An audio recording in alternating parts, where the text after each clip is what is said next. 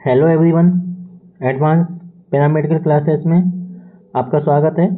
हम बात कर रहे थे रेडियोग्राफी फर्स्ट पोजीशन में शोल्डर जॉइंट की, जिसमें अपने 2 व्यू कंप्लीट हो गए थे। आज अपन कंटिन्यू करते हैं शोल्डर जॉइंट को। आज अपन एक स्पेशल व्यू स्टार्ट करेंगे, ठीक है।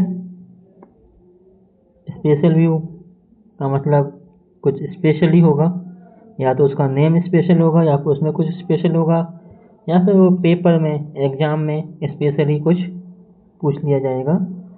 तो उसके रिगार्डिंग अपन बात करते हैं आज अपने शोल्डर जॉइंट का व्यू, जिसका नाम है स्ट्राइकर व्यू। स्ट्राइकर व्यू अपन क्यों करते हैं, किस लिए करते हैं, क्या कारण होता है जो अपन इसको स्ट्राइकर व्यू कहते हैं, वो आपको सब कुछ इस व्यू में पता चल जाएगा कि अपन ये व्यू क्यों करते हैं, क्यों इसको स्ट्राइकर व्यू कहते हैं, है ना। तो अपन बात कर लेते हैं बॉडी पार्ट की। अपना बॉडी पार्ट रहता है शोल्डर जॉइंट। बेसिक प्रोजेक्शन रहेगा स्ट्राइकर व्यू, बिकॉज अपन ये स्ट्राइकर व्यू कर रहे हैं। तो ध्यान रखना है, ये चीज़ जो कंपटीशन तैयारी कर रहे हैं उसमें पूछी जाती है कि अपन स्ट्राइकर व्यू किस बॉडी पार्ट के लिए करते हैं, या फिर अपन शोल्डर जॉइंट के लिए कौन सा व्यू परफॉर्म करते हैं।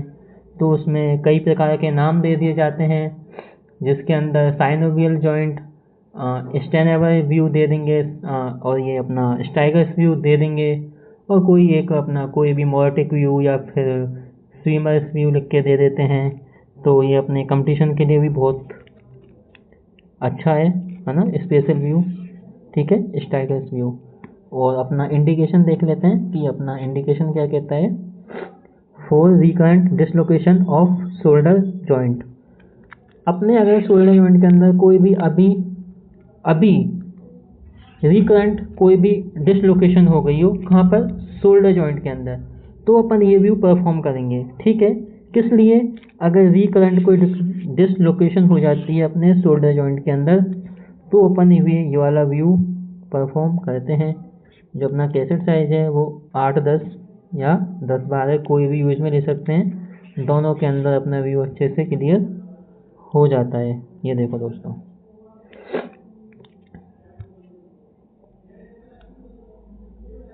ये अपना शोल्डर जॉइंट का व्यू है। यहाँ पर अच्छे से देख रहे हो, अपन ने इसमें एल्बो को फ्लेक्स किया है। अपनी जो पाल्म है यहाँ दिखाई नहीं है, लेकिन अपने यहाँ पे अपने हेड के ऊपर अपन ने अपनी पाल्म रखी है, तो एल्बो फ्लेक्स की है। तो ये अपना स्पेशल स्ट्राइकर व्यू है। अगर कोई भी रिकरेंट में डिसलोकेशन हो जाती है, तो अपने को यहाँ वो सीन हो जाती है ना। ये अपने को अच्छे से पोजीशन ध्यान रहनी चाहिए, है ना, क्योंकि कई ऐसे केसेस अपने आगे आते हैं, तो अपन को पहले से ही रेडी रहना होता है ना। सो कंटिन्यू करते हैं क्लास को। बात कर लेते हैं कि पेशेंट की पोजीशन क्या बोलती है, या अपन से क्या कहती है। Position of patient. The patient should be supine on the X-ray table. जो अपना पेशेंट है एक्सरे टेबल पर सुपाइन पोजीशन में लेट जाएगा, ठीक है। और एल्बो इज फ्लेक्स, मैंने आपको ऊपर बताया था।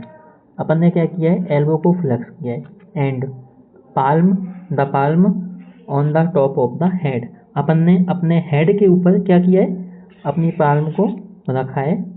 कहाँ पे, हेड के टॉप पार्ट पे, ठीक है। आगे चलते हैं कि इसकी जो पोजीशन है, किसकी पोजीशन, कैसेट की पोजीशन अपन कहाँ रखते हैं। दोस्तों, पेशेंट का जब कोई भी पार्ट डिसलोकेशन हो जाता है या फ्रैक्चर होता है, तो अपन को सावधानी से एक्सरे करना है, बिकॉज पेशेंट उस दौरान पेन में होगा। पेशेंट को दर्द हो रहा होगा, तो धीरे धीरे उसके हैंड को मूव करना है। ऐसा नहीं है कि अपनी तरह ले भाई कर दिया, तो ये अपने को नहीं करना है ना। तो ऐसा करना है, या तो पेशेंट को कोई पेन किलर पहले से दी हुई हो, है ना, जिससे कि उसको पेन का सामना ज़्यादा नहीं करना पड़े, या फिर अपन रेडियोग्राफर हैं तो अपन को वो चीज़ ध्यान से करनी है, ठीक है। बात करते हैं कैसेट की पोजीशन क्या रहती है। The cassette is placed under the affected shoulder, जो अपनी कैसेट है वो अफेक्टेड शोल्डर के नीचे अपनी प्लेस होगी, रखी जाएगी। ठीक है, बात करते हैं कि अपन एक्सरे की सेंटरिंग कहाँ करते हैं। ये भी अपनी काफ़ी इंपॉर्टेंट चीज़ है ना, कि अपन सेंटरिंग किस बेस पे कर रहे हैं, कहाँ कर रहे हैं।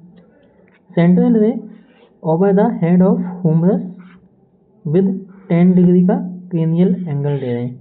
अपन कहाँ करेंगे, हेड ऑफ ह्यूमरस पे अपन सेंटरिंग करेंगे और साथ में 10 डिग्री का अपन क्रेनियल एंगल देते हैं। तो अपने को पता होना चाहिए कि क्रेनियल एंगल का मतलब क्या होता है। अपन एंगल देते हैं क्रेनियल, क्रेनियल का मतलब कहाँ देते हैं, सिर की तरफ, है ना। अपन सिर की तरफ एंगल देंगे। एक तो क्रेनियल एंगल होता है और एक काउडल एंगल होता है, ध्यान रखना, क्रेनियल और काउडल। एक तो अपना कौन सा होता है, क्रेनियल, एक होता है अपना काउडल। ये कहाँ होता है, सिर की तरफ, है ना। और ये होता है अपना पैर की तरफ। तो अपने को ध्यान रखना है, क्रेनियल होगा सिर की तरफ, जो काउडल होता है वो होगा अपने पैर की तरफ। तो अपने यहाँ पे कौन सा है, यहाँ पे है अपना क्रेनियल एंगल, तो ये अपना एंगल होता है सिर की तरफ। ठीक है, तो बात करते हैं अपने रेडियोलॉजिकल अपीयरेंस की, कि अपना आरे अपन को क्या क्या चीज़ दिखाता है, इस व्यू में अपन को क्या क्या चीज़ सीन होती हैं। तो ये अपन को अच्छे से देखना है ना।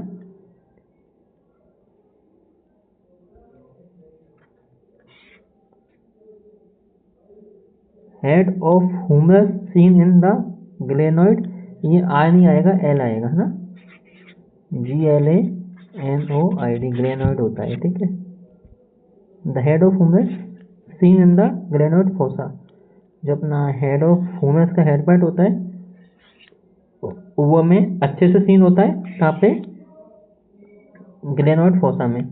The scapula and clavicle are seen and the portion of scapula is superimpose by ribs, जो अपनी स्कैपुला है, अपनी क्लेविकल है, वो अपन को अच्छे से सीन हो रही है।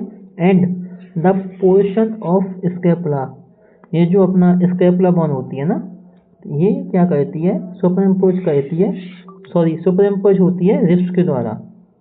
अपनी जो स्कैपुला है, अपनी जो स्कैपुला है ये रिब्स के द्वारा सुपरइम्पोज होती है। ठीक है, सुपरइम्पोज बाय रिब्स। दोस्तों आपको अच्छे से व्यू समझ में आ गया होगा, ऐसा मैं समझता हूँ।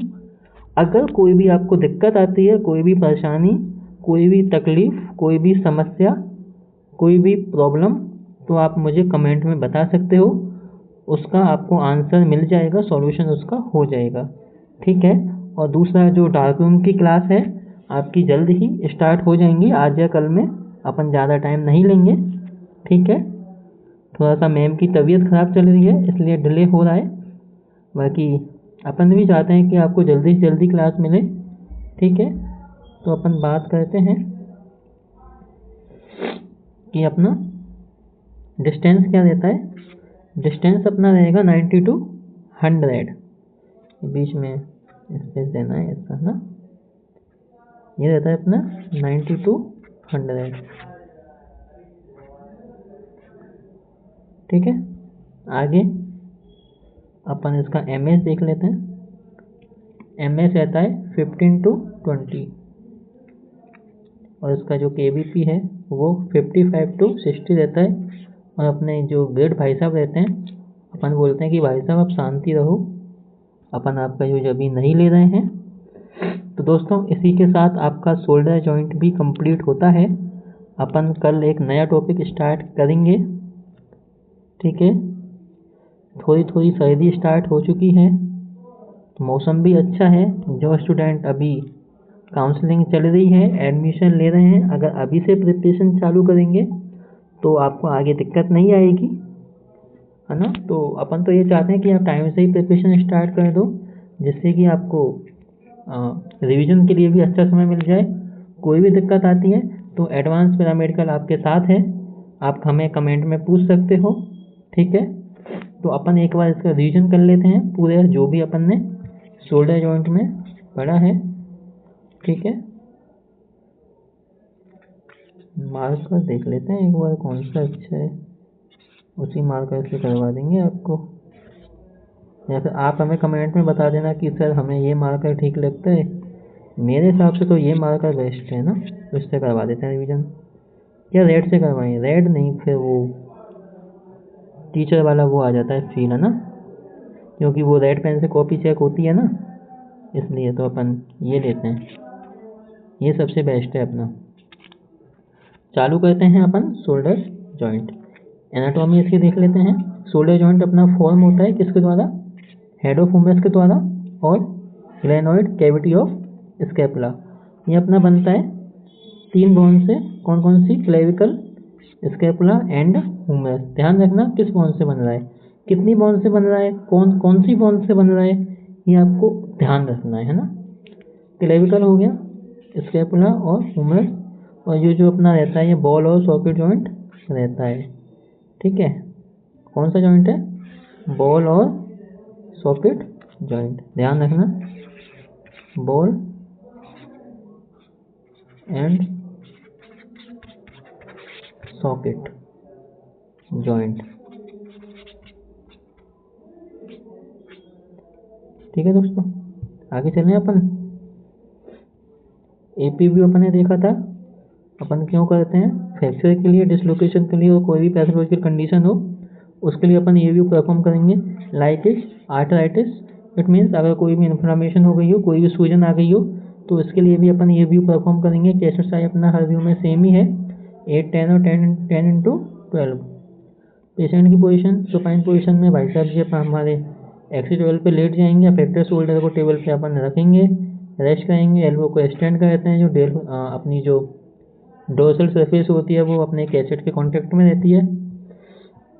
ये अपना एपी व्यू है, आप अच्छे से देख लो, राइट वाला है। ठीक है, अपन ने मार्कर भी इसमें लगाया हुआ है। कैसेट की पोजीशन रहती है अफेक्टेड शोल्डर पे रहती है। जो अपनी सेंटिंग होगी वो हेड ऑफ ह्यूमरस पे होती है, और अपन को हेड ऑफ ह्यूमरस अच्छे से ग्रेनुलेट फोसा में सीन हो जाता है। जो स्कैपुला है और क्लेविकल है वो अपन को सीन हो रही है, और एक स्कैपुला का पोजीशन क्या कहता है? अपने रिस्ट को सुपरइम्पोज करता हुआ दिखाई देता है। Distance 90 to 100, sorry 90 to 100। जो एमएएस है 10 to 15, केवीपी 55 to 60। ग्रेड भाई साहब अपने 16 ही होते हैं, बिकॉज उनका यूज अपन यहाँ पे नहीं लेते हैं। अपन ने उसके बाद एक्सियल व्यू पर पढ़ा था। एक्सियल व्यू की स्टडी में हमने देखा था कि अपन इसको सुपीरियर से इन्फीरियर की ओर परफॉर्म करते हैं। क्यों करते हैं इसको? फ्रैक्चर, डिसलोकेशन, कोई भी पैथोलॉजिकल कंडीशन हो, इसके लिए अपन परफॉर्म करते हैं। कैसेट साइज अपना हर व्यू में सेम ही है, 8x10, 10x12। पेशेंट क्या करता है? भाई साहब को बैठाएंगे कि भाई साहब आप टेबल के पास में आके बैठ जाओ, आराम से बैठना, कोई तकलीफ हो तो बता देना। और अपनी आर्म है उसको अपन एबडक्शन करेंगे, दूर ले जाएंगे। ध्यान रखना एडक्शन और एबडक्शन दोनों का, है ना। The film is kept below the axilla. जो अपनी फिल्म होगी वो अपने एक्जिला पार्ट के नीचे रहेगी, और अपन एल्बो को फ्लेक्स करते हैं, और अपना लॉन्ग एक्सिस होता है ह्यूमरस का, एंड फिल्म अपन जितना हो सके अपन को फिल्म पास में रखनी है उसके। जो अपनी कैसेट है वो कहाँ रहती है? अफेक्टेड शोल्डर के नीचे रहती है ना। सेंटिंग अपन कहाँ करते हैं? शोल्डर जॉइंट पे अपन सेंटिंग कर रहे हैं, अपन 20 डिग्री का एंगल देते हैं इसमें एल्बो जॉइंट में। क्या दिख रहा है? हेड ऑफ ह्यूमरस अपन को सीन हो रही है, ग्रेनुलेट फोसा, स्कैपुला का एंड पार्ट अपन को अच्छे से सीन हो जाता है। एक्सपोजर फैक्टर अपन के 90 to 100 रहता है। दोस्तों मैं मार्कर ज़्यादा ही चलाता हूँ, है ना, कोई ना, कंट्रोल करेंगे इस चीज़ पे। जो अपनी डिस्टेंस रहती है वो 90 to 100 रहती है। MS 15 to 20, KVP 55 to 60। और हमारे ग्रेड भाई साहब क्या कहते हैं कि मुझे यूज में ले लो। हम कहते हैं कि अपना टाइम आएगा, इसलिए आपका भी टाइम आएगा, तो अपन इस चीज़ को बाद में यूज में लेंगे आपकी को, है ना। स्ट्राइकर व्यू तो हमने आज ही पढ़ा है, तो ठीक है। ध्यान रखना क्यों कर रहे हैं? रिकरेंट डिसलोकेशन के लिए कर रहे हैं। है ना। तो आपको अच्छे समझ में आ गया होगा। कोई भी दिक्कत आती है तो प्लीज़ कमेंट करके ज़रूर बताना, शर्माना नहीं है। अभी शर्माओगे तो बाद में दिक्कत होगी, अभी उस दिक्कत को सॉल्व कर लो, सबसे अच्छी बात है।